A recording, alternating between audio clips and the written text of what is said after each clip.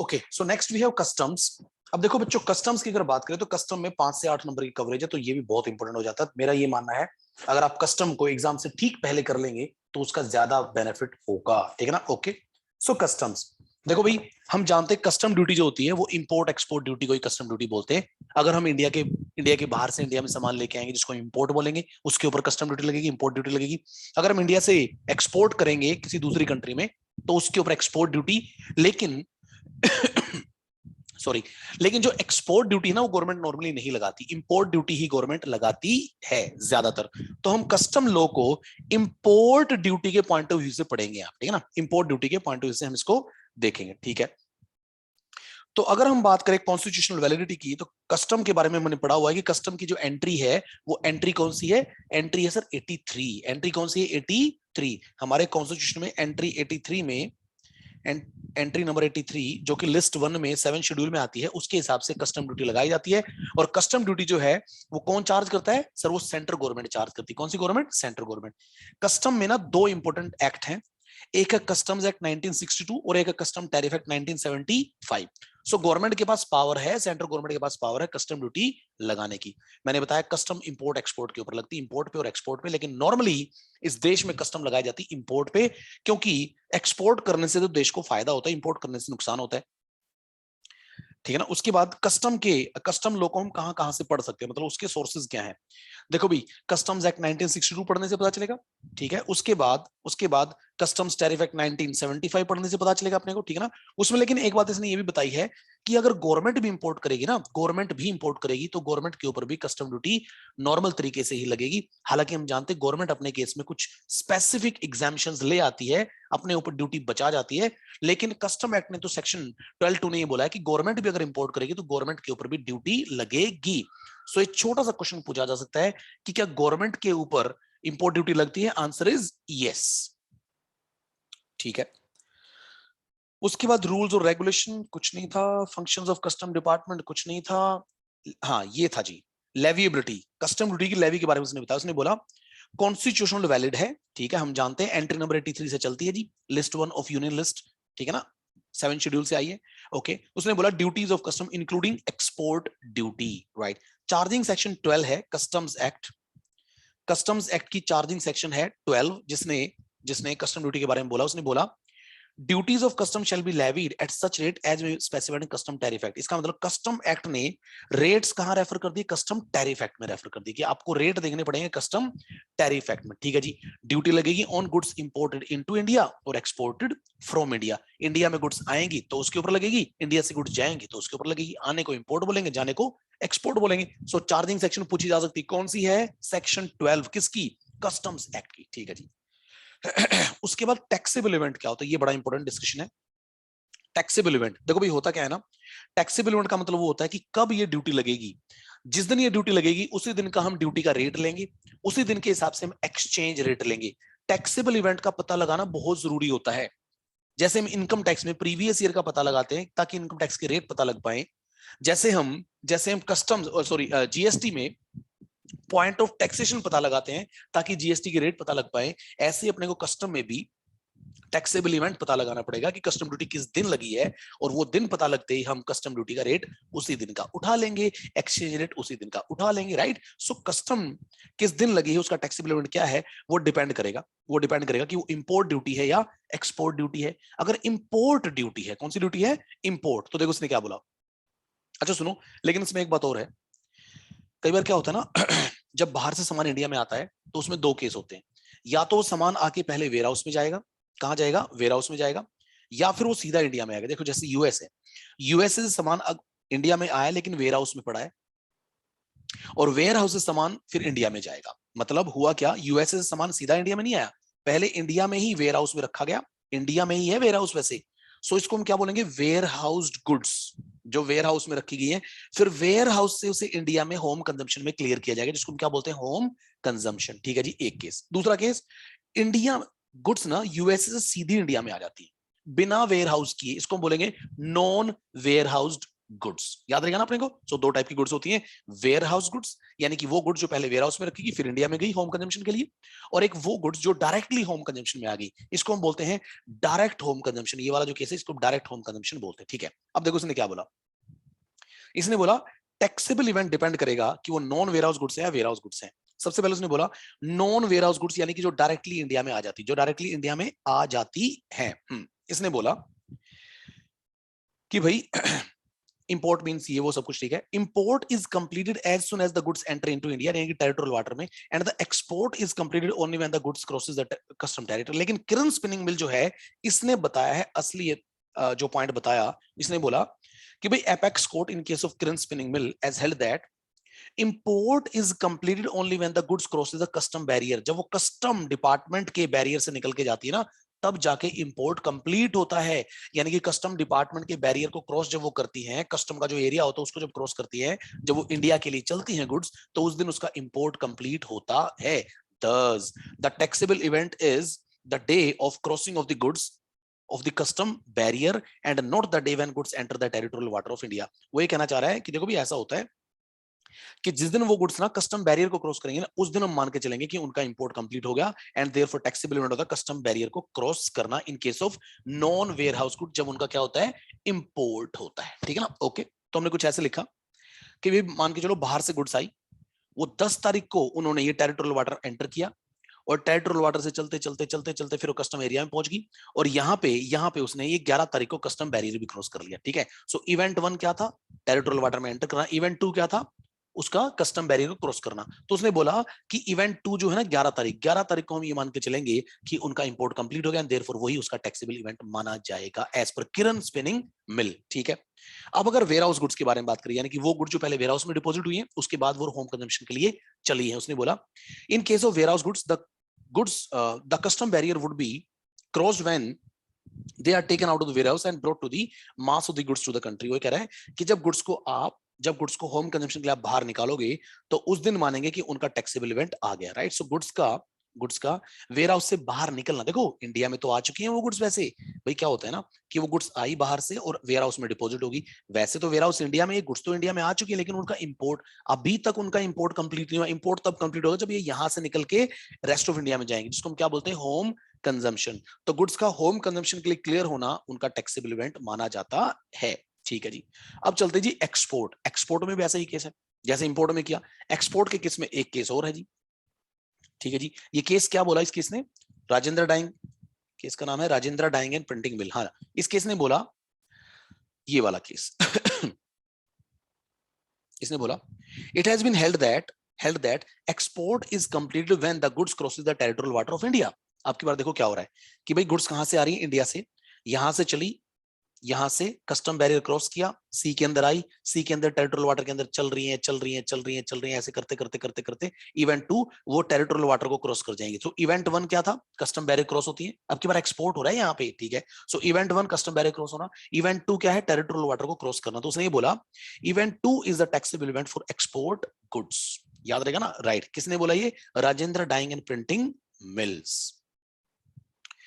उसके बाद आगे चलते हैं जी उसके बाद है applicability custom act. Custom act कहां कहां पे एप्लीकेबल होता है, देखो जी कस्टम एक्ट जो है पूरे इंडिया में एप्लीकेबल होता है, पूरे इंडिया में एप्लीकेबल होता है, यहाँ हर जगह एप्लीकेबल होता है, टेरिटोरियल वाटर में भी एप्लीकेबल होता है। ठीक है, लेकिन उसके बाद कस्टम जो है वो एप्लीकेबल होता है ईईजेड और सीएसआई में भी। ईईजेड यानी कि एक्सक्लूसिव इकोनॉमिक जोन और कॉन्टिनेंटल शेल्फ ऑफ इंडिया, हम जानते हैं कि कितनी दूर तक होते हैं, ये होते हैं सर किनारे से लेकर 200 नॉटिकल माइल तक। ठीक है ना, ओके।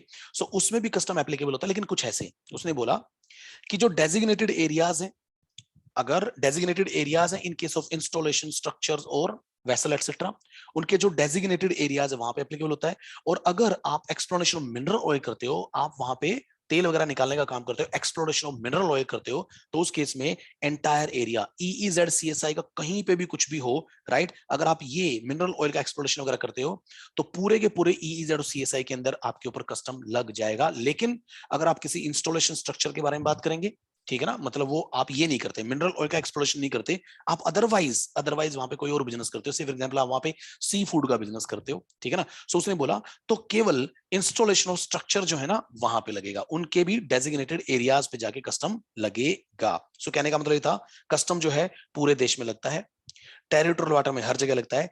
ईईजेड और सीएसआई में लगता है केवल डेजिग्नेटेड एरियाज और एंटायर एरिया। एंटायर एरिया अगर आप एक्सप्लोरेशन करते हो मिनरल ऑयल्स का, ठीक है जी, और डेजिग्नेटेड अगर आप कोई और बिजनेस करते हो other than that exploration.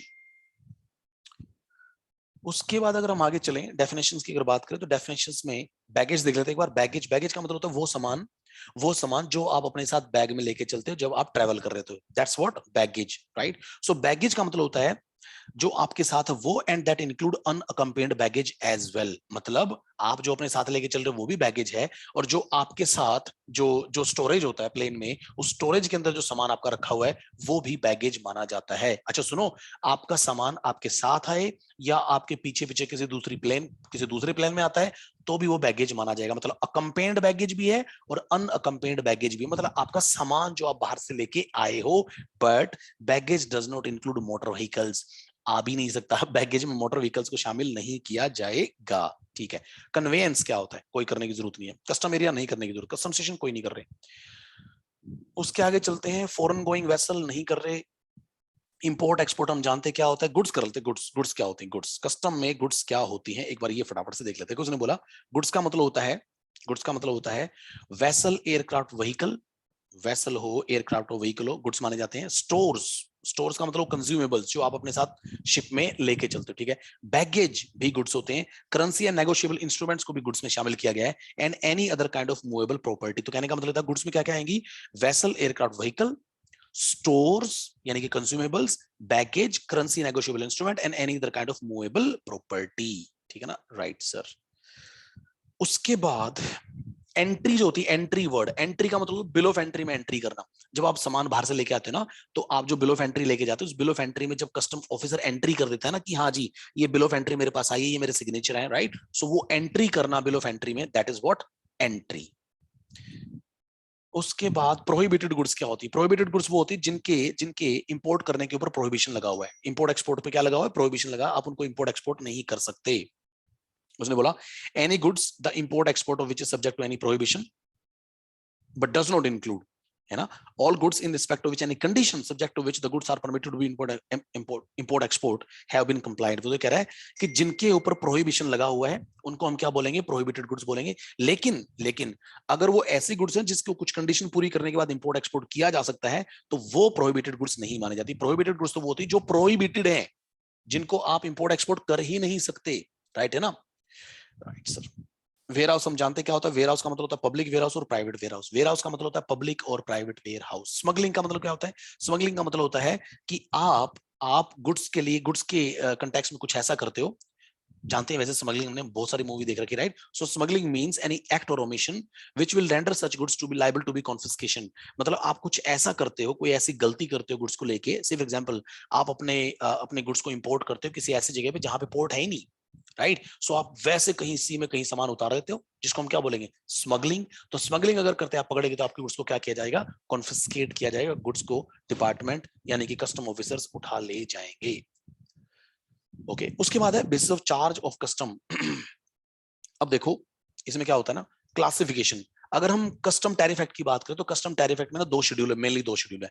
Schedule 1 import goods, imported goods के लिए, शेड्यूल 2 एक्सपोर्टेड गुड्स के लिए। कस्टम टैरिफ एक्ट के अंदर दो शेड्यूल होते हैं, इंपोर्ट के लिए फर्स्ट शेड्यूल, एक्सपोर्ट के लिए सेकंड शेड्यूल। अब ध्यान से सुनना, जो इंपोर्टेड गुड्स होते हैं उसके लिए दो रेट्स होते हैं, दो रेट्स होते हैं, स्टैंडर्ड रेट और preferential rate. Standard rate normal case में लगता है, और अगर आपकी गुड्स किसी प्रेफरेंशियल कंट्री से आ रही है, किसी मित्रगण देश से आ रही हैं, प्रेफरेंशियल कंट्री कॉन्वेंट बताती है कि कौन सी कंट्री को प्रेफरेंशियल माना गया है। अगर प्रेफरेंशियल कंट्री से आएंगे तो प्रेफरेंशियल रेट लगेगा, अदरवाइज स्टैंडर्ड रेट लगेगा, राइट। सो कस्टम टैरिफ एक्ट में दो schedule, first schedule imported goods के लिए, सेकंड शेड्यूल एक्सपोर्टेड गुड्स के लिए।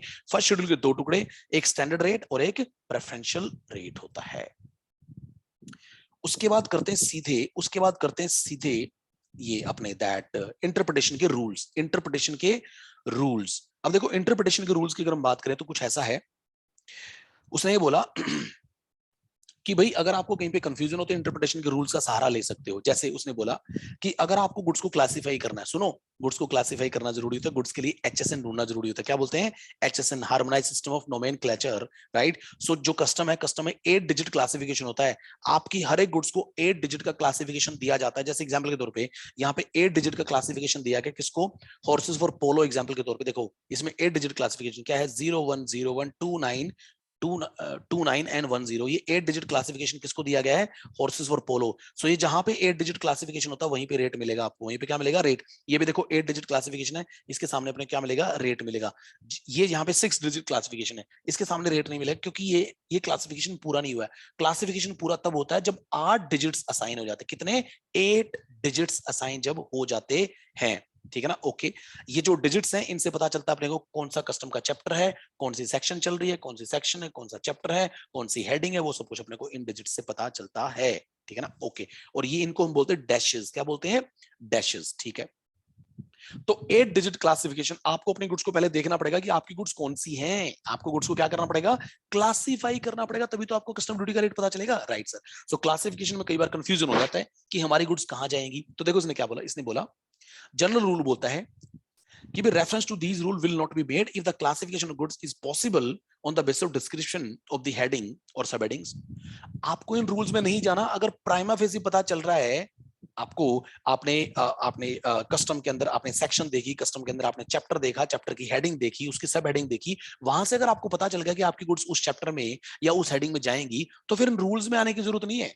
ये रूल्स अननेसेसरी आपको रेफर नहीं करने प्लीज, ठीक है ना? अगर आपकी हेडिंग सब हेडिंग से बात बन गई तो क्लासिफिकेशन कंप्लीट माना जाएगा, ठीक है। उसके बाद रूल 2 बोलता है, रूल 2 ने ये बोला कि अगर अनफिनिश्ड आर्टिकल है या मिक्सचर है, अगर अनफिनिश्ड आर्टिकल है तो अनफिनिश्ड आर्टिकल को फिनिश वाला रेट लगाएंगे, फिनिश की जगह पे क्लासिफाई कर देंगे। अगर उसने उसने कंप्लीट आर्टिकल की कहीं ना कहीं स्टेज ले ली है, जैसे उसने बोला as long as in the present stage the incomplete article exhibits the essential characteristic of that article in the complete form। वो कह रहा है कि वो incomplete इतना complete है कि वो complete जैसा लगता है तो incomplete, लेकिन वो complete जैसा लगता है। जैसे एग्जांपल के तौर पे एक कार है, पूरी तरह से कार बनी हुई है, उसमें लेकिन टायर नहीं लगे हुए या उसमें सीट नहीं लगी हुई। अब टायर नहीं लगे तो भी है तो कार ना, सीट नहीं लगी तो भी है तो कार ना, तो उसको कार में ही क्लासिफाई कर दिया जाएगा, ना कि उसको कार विदाउट इंजन में कर देंगे। कार विदाउट इंजन थोड़ी, इंजन तो है उसके अंदर, मैं कह रहा हूं उसके अंदर टायर नहीं लगे या उसके अंदर सीट नहीं लगी तो उसको कार में क्लासिफाई कर देंगे। है तो इनकम्प्लीट बट कार कंप्लीट में उसको हम क्या कर देंगे? क्लासिफाई कर देंगे, क्योंकि जो अनफिनिश्ड आर्टिकल्स होते हैं उनको हम फिनिश्ड में क्लासिफाई कर देते हैं जहां पे फिनिश्ड है। लेकिन उसने बोला incomplete articles exhibits the essential characters of that article in the complete form. Incomplete भी इतने कंप्लीट हैं कि वो कंप्लीट जैसे ही दिखते हैं या कंप्लीट जैसी उनके अंदर कैरेक्टरिस्टिक है। उसके बाद उसने बोला heading of the material substance includes the mixture thereof. वो कह रहा है कि अगर मान के चलो एक पर्टिकुलर केमिकल के लिए कोई हेडिंग दे रखी है, तो अगर वो केमिकल किसी और के साथ मिल जाएगा ना, कि किसी और केमिकल में मिला दिया जाएगा तो भी उसको वहीं पे क्लासिफाई किया जाएगा। जैसे एग्जांपल के तौर पे उसने बोला natural rubber would include its mixture with synthetic or any other form of rubber। वो कह रहा है जो नेचुरल रबर है ना उसमें आ जाएगा उस रबड़ का मिक्सचर भी, अगर उसे मिक्स कर दिया कि किसके साथ? सिंथेटिक के साथ या एनी अदर फॉर्म ऑफ रबड़ के साथ। अगर उसे किसी और के साथ मिक्स भी कर दिया गया, लेकिन सुनो डेफिनेटली उसमें रबड़ ज्यादा होनी चाहिए। तो अगर रबड़ ज्यादा है उसके अंदर, ठीक है, चाहे वो सिंथेटिक है उसके साथ में, चाहे उसके साथ में कोई और फॉर्म ऑफ रबड़ है, तो उसे हम रबड़ में ही लेके जाएंगे, नेचुरल रबड़ में इसको क्लासिफाई कर देंगे। ठीक है जी। आगे उसने बोला classification of goods classifiable under more than one heading. मतलब कुछ ऐसा केस है कि आपकी गुड्स आपको लगता है कि एक से ज्यादा जगह पे जा सकती है, एक से ज्यादा जगह पे क्लासिफाई होती दिख रही है, तो उसने बोला स्पेसिफिक आइडेंटिफिकेशन आपको देखना पड़ेगा। क्या देखना पड़ेगा? स्पेसिफिक आइडेंटिफिकेशन देखना पड़ेगा। देखो उसने क्या बोला, सीधा एग्जांपल से, mint tea is not separately classified. Mint tea को वैसे कहीं अलग से कोई एंट्री नहीं दे रखी, अलग से क्लासिफाई नहीं किया जा सकता, but the classification should be T as the product is closest to the one under the head tea and mint is only the flavor। वो कह रहा है कि वैसे है आपका प्रोडक्ट क्या है? मिंट टी, सो अब देखो ये मिंट टी जो है, इसमें टी है, ये मतलब ये टी है या ये मिंट के अंदर टी है? सर ये टी है जिसके अंदर मिंट है। हाँ करेक्ट। ये क्या है? टी है। तो उसने वही तो बोला, उसने बोला कि भाई आपके लिए स्पेसिफिक आइडेंटिफिकेशन टी का बनता है इसमें। सो इसको मिंट टी को हम मिंट में ना ले जाके टी में लेके जाएंगे। कहां पे लेके जाएंगे? टी में। सो स्पेसिफिक आइडेंटिफिकेशन जो बनता है वो किससे बनता है? टी से बनता है, ना कि मिंट से बनता है। आगे, essential character principle. Essential character principle उसने बोला, एग्जांपल में आते सीधा, if you were importing liquor gift set, liquor का एक गिफ्ट सेट आया है दैट हैव बोथ, उसके अंदर लिकर भी है, उसके अंदर ग्लासेस भी हैं। अब उसके अंदर लिकर भी, उसके अंदर ग्लासेस भी। एक बात है ना, आप उसे क्या बोलेंगे? वो लिकर विद ग्लासेस है, मतलब लिकर है, या वो ग्लासेस के साथ लिकर आई है? नहीं नहीं, वो लिकर है, उसके साथ ग्लासेस आए हैं एज अ सेट बन के। तो आप उसे कहां क्लासिफाई करोगे? आप उसे लिकर में क्लासिफाई करोगे। उसने वही बोला, उसने बोला liquor as the essential character of the composite item is the liquor itself and the glasses are pure ancillaries। Glasses तो उसके साथ वैसे एंसिलरी के तौर पे आए, करेक्ट है ना? सो वो है क्या? लिकर। सो एसेंशियल कैरेक्टर उसको कौन दे रहा है बताना? उसको एसेंशियल कैरेक्टर लिकर दे रही है या उसको एसेंशियल कैरेक्टर ग्लासेस दे रहे हैं? Sir liquor. एंड देयरफॉर उसको हम लिकर में क्लासिफाई कर देंगे। Later the better principle. अब लेटर द बेटर प्रिंसिपल ये बोलता है कि भाई जो बाद में आया वो सही होगा, जो बाद में आया वो क्या होगा? सही होगा। जैसे एग्जांपल के तौर पर उसने बोला एक गिफ्ट सेट है, उस गिफ्ट सेट के अंदर which has socks and ties, उस गिफ्ट सेट के अंदर सॉक्स भी है और टाइज भी है। अब देखो सॉक्स के लिए एक हेडिंग है 6117, सॉरी टाई के लिए एक हेडिंग है 6117, ठीक है जी। उसके बाद उसने बताया कि classified under ties heading number so and so और द सॉक्स हेडिंग नंबर 6115। अब देखो सॉक्स की अलग हेडिंग है 6115 6115, और टाइज की भी एक हेडिंग है 6117। अब देखो आपके पास एक सेट है, उस सेट के अंदर दोनों चीजें हैं, सॉक्स भी है और टाई भी है। बिल्कुल ध्यान से सुनना, तो आप उनको कहां लेके जाओगे? मतलब उस सेट को कहां पे लेके जाओगे? अलग अलग तो लेके नहीं जा सकते। उस पूरे के पूरे सेट को या तो आप कहां पे लेके जाओगे? इस हेडिंग में लेके जाओगे 6117 में, या आप उस पूरे के पूरे सेट को कहां लेके जाओगे? 6115 में। लेटर द बेटर का मतलब होता है जो बाद में आया वो सही होगा, इसका मतलब ये है हम उसको क्लासिफाई कर देंगे 6117 में। बाद में तो ये है ना 15 तो पहले आ गया था, उसके बाद ये 17 नंबर एंट्री आई होगी, हेडिंग आई होगी, राइट? सो इसमें हम उसको क्लासिफाई कर देंगे, तो इसको हम क्या बोलेंगे? लेटर द बेटर प्रिंसिपल, ठीक है। उसके बाद है अकिन प्रिंसिपल। अकिन, अकिन का मतलब होता है मिलते जुलते। अकिन प्रिंसिपल का मतलब होता है, वो लास्ट में लगता है, रूल 4। उसने बोला एंटी ग्लेयर फिल्म यानी कि black film used for car Windows, ठीक है, ventilation blinds that is cover for the Windows usually made of thin और हॉरिजॉन्टल स्ट्रिप्स ऑफ वुड और प्लास्टिक। वेंटिलेशन वो जो ब्लाइंड्स होती हैं, ठीक है जी, घरों में होती है, ऑफिस में होती है, right? All these are not separately classified, therefore as per this rule they would be classified under the heading builders wear of plastic।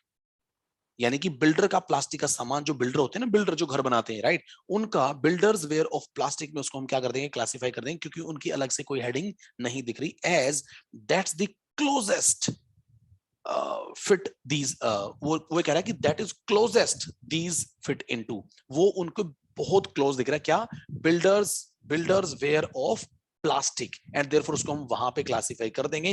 Akin उस जैसा क्या दिखता है? बिल्डर्स वेयर ऑफ प्लास्टिक उन जैसा दिखता है, and therefore in anti glare films को हम वहां पे क्लासिफाई कर देंगे, ठीक है ना? ओके। उसके बाद उसने बोला केसेस और कंटेनर जो होते हैं, cases containers for the packing of goods, goods को पैक करने के लिए जो कंटेनर होता है, जैसे एग्जांपल के तौर पे नेकलेस जो होता है उसका एक एक बॉक्स होता है, ठीक है जी। आपने रिस्ट वॉच देखी हुई, उसकी बहुत बड़ी सी बढ़िया सी पैकिंग आती है। गन देखी, गन का केस आता है, राइट? तो ये कह रहा है ये जो बॉक्सेस है ना, जिस बॉक्सेस के अंदर प्रोडक्ट है, उन बॉक्सेस को उस प्रोडक्ट के साथ ही क्लासिफाई कर देंगे। बॉक्सेस को अलग से क्लासिफाई नहीं करेंगे, बॉक्स को प्रोडक्ट के साथ ही क्लासिफाई कर दिया जाएगा, ये याद रखना आप, ठीक है ना? ओके। उसके बाद है कस्टम ड्यूटी के रेट्स। ये करने की जरूरत नहीं है, ये भी करने की जरूरत नहीं है। हाँ, relevant date for import of duty, ये इंपॉर्टेंट है, सेक्शन 15। हाँ, बड़ा इंपॉर्टेंट। उसने बोला कि भाई आपको कौन सी डेट रेलिवेंट होगी जिस दिन आपको ड्यूटी का रेट लेना होगा, ठीक है ना? ओके। तो उसने बोला कि भाई if goods are directly entered for home consumption, या तो गुड्स आपकी डायरेक्टली इंडिया में आ गई होंगी, या फिर वो पहले वेयर हाउस में गई होंगी फिर इंडिया में आई होंगी। दो केस है ना, डायरेक्ट होम कंजम्पशन और वेयर हाउस गुड्स पहले वेयर हाउस में गई, उसके बाद वो इंडिया में होम कंजम्पशन के लिए आई। तो उसने बोला अगर डायरेक्ट होम कंजम्पशन है, date on which bill of entry is recorded as per the custom records, यानी कि बिल ऑफ एंट्री की डेट और एंट्री इनवार्ड जिस दिन ग्रांट हुआ। अब सुनो होता क्या है, इवेंट्स देखो क्या इवेंट्स होते हैं। जब भी सामान इंडिया, जैसे बाहर यूएसए से सामान आया, ठीक है, यूएसए जब सामान आएगा तो पहले क्या होगा ना, जो शिप का जो पर्सन इंचार्ज होगा वो पहले आईजीएम देता है, इंपोर्ट जनरल मैनिफेस्ट देता है, ठीक है ना, आईजीएम, क्या मैं अंदर आ सकता हूं सर इंडिया में, राइट, गवर्नमेंट बोलेगी हाँ आ जाओ, तो एंट्री इनवार्ड ग्रांट हो जाएगा, जैसे गवर्नमेंट बोलेगी हाँ आप आ सकते हो, ठीक है ना, ओके। सो शिप वाला क्या देगा, पहले आईजीएम देगा, आईजीएम को के बेसिस पे उसको एंट्री इनवर्ड मिलेगा, एक किस्म से परमिशन मिलेगी, और लास्ट में जो इंपोर्टर होता है वो क्या देता है, bill of entry. Bill of entry इसका मतलब तीन बड़े इंपोर्टेंट क्रूशियल पॉइंट्स होते हैं,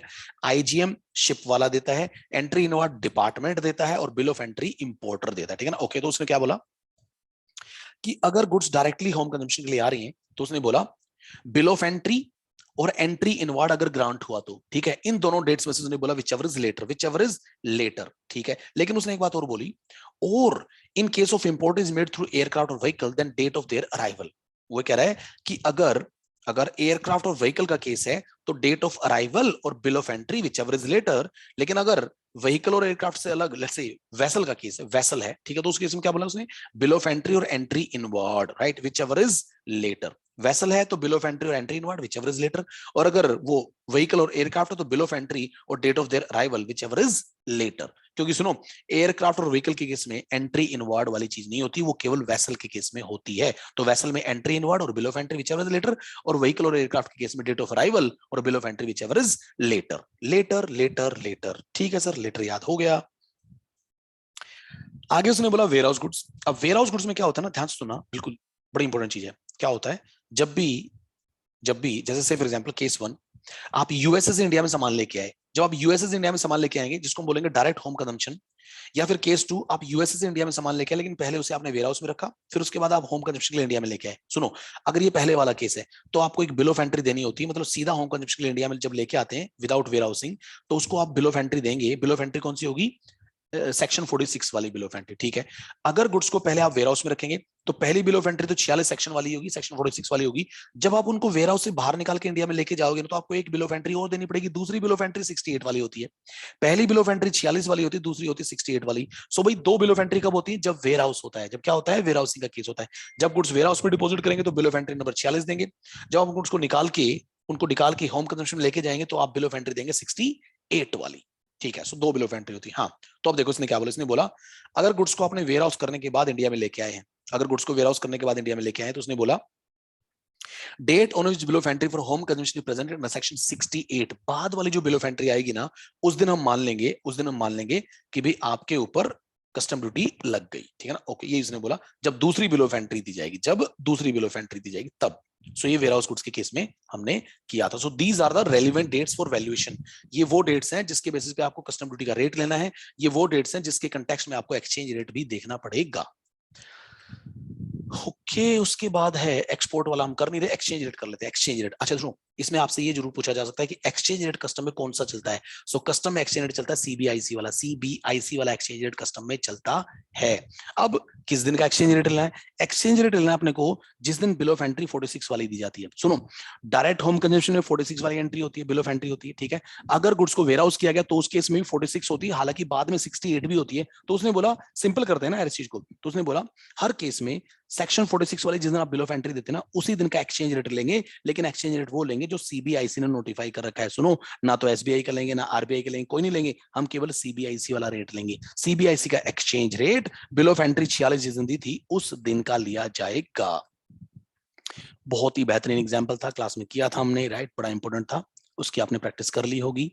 उसके बाद अब आगे बढ़ते हैं, नहीं करना, ठीक है, ये भी नहीं करना, उसके बाद ये भी नहीं कर रहे, अभी इतना ज्यादा इंपॉर्टेंट मेरे को लग नहीं रहा, असेसमेंट वगैरह नहीं कर रहे।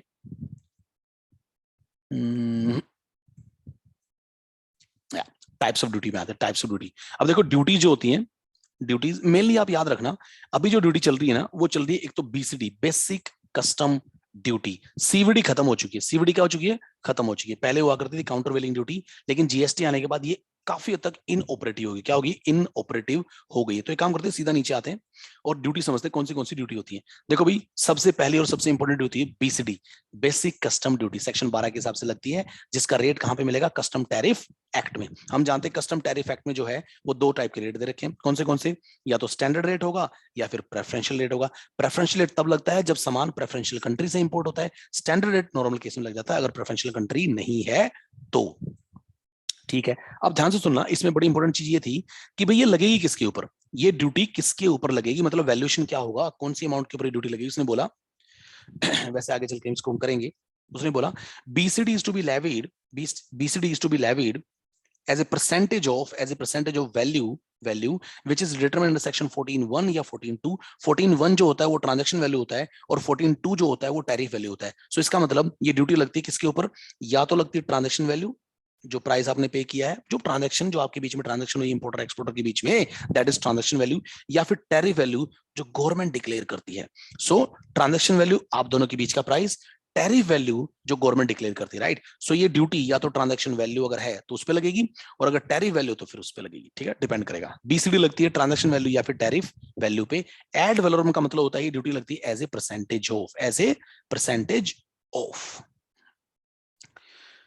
ठीक है, ये हमने यहाँ पे दे रखा है, ये हमने यहाँ पे वही दे रखा है कि भाई सेक्शन 12 के हिसाब से लगती है। ठीक है, उसके बाद उसने बोला कि ये या तो 14(1) पे लगेगी या फिर 14(2) पे लगेगी। 14(1) हम जानते क्या होता है ट्रांजैक्शन वैल्यू, 14(2) क्या होता है टैरिफ वैल्यू, गवर्नमेंट डिक्लेयर करती है टैरिफ वैल्यू। ठीक है, उसके बाद है जी, उसके बाद है इंटीग्रेटेड टैक्स यानी कि जीएसटी। अब सुनो, जीएसटी कस्टम टैरिफ एक्ट की सेक्शन 37 से गवर्न होता है। याद रखना, कस्टम टैरिफ एक्ट की सेक्शन 37 से जीएसटी गवर्न होता है। ठीक है, अब जीएसटी कैसे लगा, देखो उसने बोला कि जीएसटी का जो रेट है वो 40% से ज्यादा नहीं हो सकता, 40% से ज्यादा नहीं हो सकता। अब ये जीएसटी किस पे लगेगा वो इंपॉर्टेंट अपने लिए। देखो उसने बोला सबसे पहले वैल्यू लेंगे जो या तो टीवी होगा या फिर टीवी होगा, या तो टीवी या फिर टीवी। टीवी मतलब ट्रांजैक्शन वैल्यू या फिर टैरिफ वैल्यू। टीवी उनमें से कोई एक होगा, उसके ऊपर लग जाएगी जी बीसीडी। क्या लग जाएगी उसके ऊपर, बीसीडी। तो सबसे पहले टीवी के ऊपर आप बीसीडी लगा दो, लग गया। ठीक है, उसके बाद उसके बाद ये अलग चीज दे रखी है, इसको मैं बाद में समझाऊंगा। हाँ, तो आपने क्या किया, वैल्यू के ऊपर बीसीडी लगा दिया। अब ये जो अमाउंट आया इसके ऊपर हम क्या लगा देंगे, आईजीएसटी। क्या लगा देंगे, आईजीएसटी। याद रखेगा ना। सो वैल्यू प्लस बीसीडी, हालांकि एक ड्यूटी और भी आएगी बीच में, लेकिन अभी मोटा मोटी यही समझ लेते हैं कि वैल्यू उसके अंदर बीसीडी ऐड कर देंगे। अब जो इन दोनों का टोटल आएगा ना, वैल्यू प्लस बीसीडी, उसके ऊपर लग जाएगा जी आईजीएसटी। ठीक है ना, ओके। क्या इंपोर्टेड गुड्स के ऊपर आईजीएसटी लगता है, यस। दो कंट्री है ना, दो कंट्री होती है तो इंटीग्रेटेड टैक्स लगता है, आईजीएसटी लगता है। ठीक है, सो उसने बोला